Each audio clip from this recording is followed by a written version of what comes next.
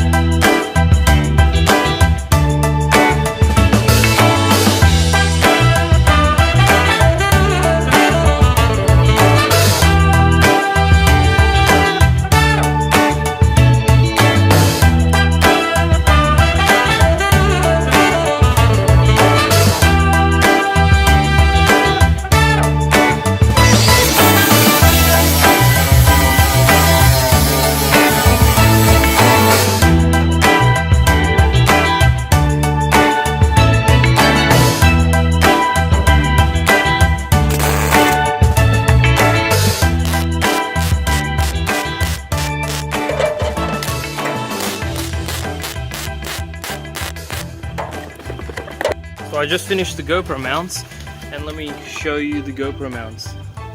So that's one. Right. We got one right here. Then we have three inside. So we have, I'm going to screw that one in because this is all plastic. So I'm going to screw that one in. Then we have this one right here, which kind of gets the front two people's reaction or whatever. And then we have this one right here, right on the ceiling. Let me show you how they screw in if I have the GoPro with me. So basically, the GoPro comes with this mount, and this is kind of cool because I wanted to do it in a different way, but then I thought if I do it this way, any universal camera can actually screw into it, not just a GoPro. So this is basically the tripod mount. So if I put that there, and if I'm not absolutely crap, there you go. So you screw this on all the way to the end, and there's plenty of room. So see the issue right now? What I've got to do is I've just got to put a few washers there so that when it's screwed in tight, it's facing straight. So that's not a big deal because I've left the whole thread plus a little bit more for this exact reason. Plus you might want to face it backwards, you might want to face it sideways. So if you wanted to face it that way, it's completely possible. So that's how the mounts work, and I've just welded them on kind of wherever they fit. Let me show you the other one. So the other mount is over here, exactly the same as the opposite side. And the last mount is this one right here. You can make this one face backwards or forwards, whatever your preference. Okay. Good to show you. It's just basically the camera angle to get the wheel while it's turning in that cool kind of angle. So yeah, dirty as hell. Alright, this is angle number one with the wide angle lens. You can see we're capturing a lot more. Like I can capture the whole wheel and then we get all this. That's cool. So this is angle number two. The camera is like not even pointing at me right now. So this is angle number two, and this will basically just get, you can see, passenger, hopefully, and the driver.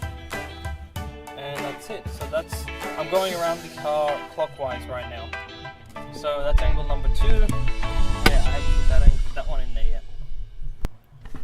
So this is angle number three.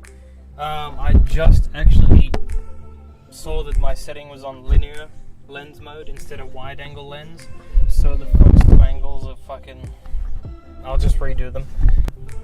So this is angle number three. This is gonna be a cool fucking angle, I'll tell you that much. So the, ow fuck, ah. Okay, so the driver's head will be roughly here where my hand is. So you can see it's not gonna cover a lot, but yeah, no, I really like this camera angle. Should be good when we cut them all together, it'll be sick. Alright, so the next angle is, that I'm going to take you to, is the front angle. So let's go. Okay, so this angle could be a double angle, so it's just straight in the center and it's facing forward, but we can also spin it around if it's worth it. Let me just try that right now. So this angle could serve as a multi-angle. Yeah, that's kind of neat. It's kind of cool, maybe at nighttime. Yeah, so you can see, I mean, it could be multiple angles actually. Could be like that. Could be a lot of cool angles.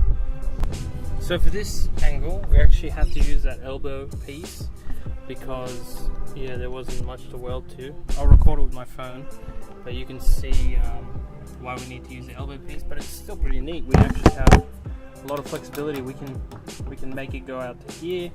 We can go kind of vertical with it. We can put it back up. We can turn it out more, turn it in more. But this angle was mainly intended so that we get a bit of a drifty action. So we can see the angle and the wheel turning, and that should be sick as well. So let's go to the last two angles. So see with this angle, it's the same as the first angle, except if you have the elbow attachments, we can, we've got a lot of flexibility with that elbow attachment. As you can see, we can do it again, like I said before, we can go vertical.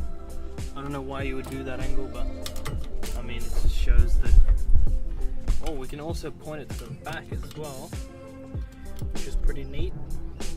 Get a bit of dust action if we point it to the back. But yeah, there we go. So let's go to the last angle. As you can see, this is the last camera angle. This is just pointing straight to the back. We could point it to the front, we could point it to the sides. We could even put it like a taller, you know, bracket on it to have it up higher. But yeah, let me show you. This is it to the side. This is it to the front. And that's the other side. But yeah, mainly this one is the rear camera angle. Alright. Yeah, so that's it. We have officially finished. There's no more that I really want to do to this thing. What else? Let me think. No, I think that's it.